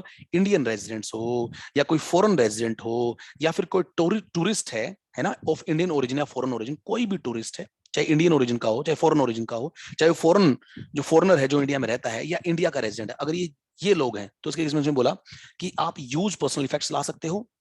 आप अपने साथ ट्रैवल के जो सोविनियर होते हैं, ट्रैवल का जो भी सामान होता है आपके पास, वो देखने के लिए क्या होती है वो, दैट टेलीस्कोप, नहीं टेलीस्कोप, काइंड ऑफ, राइट, दूरबीन जिसको हम बोलते हैं, सो ये सारा सामान आप लेके आ सकते हो, यूज पर्सनल इफेक्ट्स लेके आ सकते हो, ट्रैवल सोविनियर लेके आ सकते हो, और आर्टिकल्स लेके आ सकते हो 15,000 रुपए तक के। कितने तक के भाई? 15,000 रुपए तक के। लेकिन सुनो, एक्सेप्ट दोज इन एनेक्शन 1 के आर्टिकल्स को छोड़ के, अभी हम बात करेंगे उसके बारे में, अभी बात करेंगे। सो 15,000 रुपए तक के आर्टिकल आप लेके आ सकते हो, यूज पर्सनल इफेक्ट लेके आ सकते हो, और ट्रैवल सोविनियर लेके आ सकते हो। अगर आप किसी और कंट्री से आ रहे हो, किसी और कंट्री से आ रहे हो, तो उसने क्या बोला? अगर वो इन्फेंट है, फिर से वही बच्चा है, तो यूज पर्सनल इफेक्ट्स लाए जा सकते हैं। बाकी चीजें थोड़ी लेके चलेगा, वो तो बच्चा है, वो बाकी चीजें थोड़ी लेके आएगा भाई, ठीक है जी, ओके। उसके बाद अगर वो कोई अदर पैसेंजर है, अदर पैसेंजर देखो उसने कौन कौन बोला, उसने बोला कि भाई वो इंडिया का रेजिडेंट हो, या फॉरेनर जो इंडिया में रहता है, या टूरिस्ट है इंडियन ओरिजिन का, मतलब इंडियंस हैं ये, इंडियंस बाहर से आ रहे हैं किसी दूसरी कंट्री से, नेपाल, भूटान, म्यांमार को छोड़ के। उसने बोला कि भाई आप यूज पर्सनल इफेक्ट लेके आ सकते हो, आप ट्रेवल सोइनर लेके आ सकते हो, आप आर्टिकल्स लेके आ सकते हो, लेकिन 50,000 रुपए तक के, कितने तक के? 50,000 रुपए तक के। और अगर आप फॉरेन ओरिजिन के हो, टूरिस्ट हो, फॉरेन ओरिजिन के हो, तो आप 15,000 तक का सामान लेके आ सकते हो। कितने तक का? 15,000। याद रहेगा अपने को? Right sir. कि अगर हम दूसरी कंट्री से आएंगे तो इंडिया में 50,000 रुपए तक का सामान हम लेके आ सकते हैं इंडियंस, और जो फॉरेन ओरिजिन का होता है वो 15,000 रुपए तक का सामान ला सकता है। एक जने का एक जने का जो बैगेज होता है दूसरे जने में क्लब नहीं होता। सिर्फ एग्जांपल, हस्बैंड वाइफ को मान के चलो मान के चलो 50 और 50 1 लाख रुपए की टोटल लिमिट मिलती है, कंबाइंड लिमिट उनकी 1 लाख बनती है, और वो 70,000 रुपए कोई सामान लेके आ रहे हैं, तो वो ये नहीं बोल सकते कि सर मेरी 50 और मेरी वाइफ की 50, तो हमारी टोटल 1 लाख रुपए की लिमिट बनती है, तो 70,000 का सामान तो आ ही सकता है। नहीं नहीं नहीं नहीं, बैगेज कभी भी पूल नहीं होगा, पुलिंग नहीं होती। तो 70,000 का जो आर्टिकल है वो किसी एक को क्लेम करना पड़ेगा। हस्बैंड क्लेम करे, वाइफ क्लेम करे, 50,000 रुपए की एग्जाम्पशन मिल जाएगी, 20,000 रुपए ड्यूटी लग जाएगी। क्या लग जाएगी? ड्यूटी। पुलिंग नहीं होती। ठीक है। उसके बाद है एनेक्शर 1। एनेक्शर 1, उसने बोला free allowance is not applicable the following. वो ये कह रहा है कि फ्री अलाउंस इनके ऊपर नहीं लगता। इसका मतलब ये है, ये आपके वो जो 15,000 और 50,000 की लिमिट है ना, उसमें ये नहीं आते, इनके ऊपर फ्री अलाउंस नहीं लगता। ठीक है, सो हम ये बोल सकते हैं, so these goods are subject to custom duty, इनके ऊपर कस्टम ड्यूटी लगती है। अब देखो क्या बोला उसने।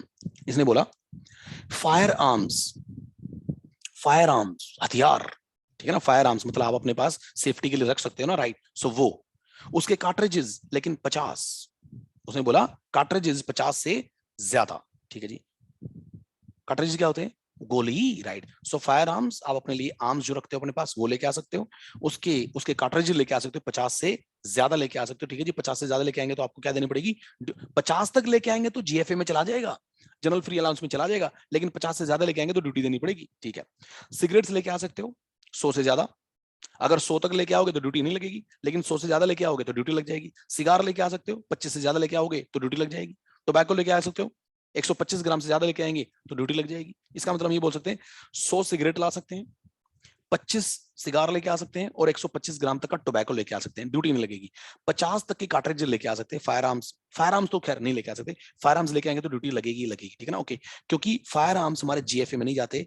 50 तक, 50 से ऊपर वाले जो कार्ट्रिज हैं वो जीएफए में नहीं जाते। ये वो केसेस जो जीएफए में नहीं जाते, 15,000 50,000 में नहीं जाते। ठीक है।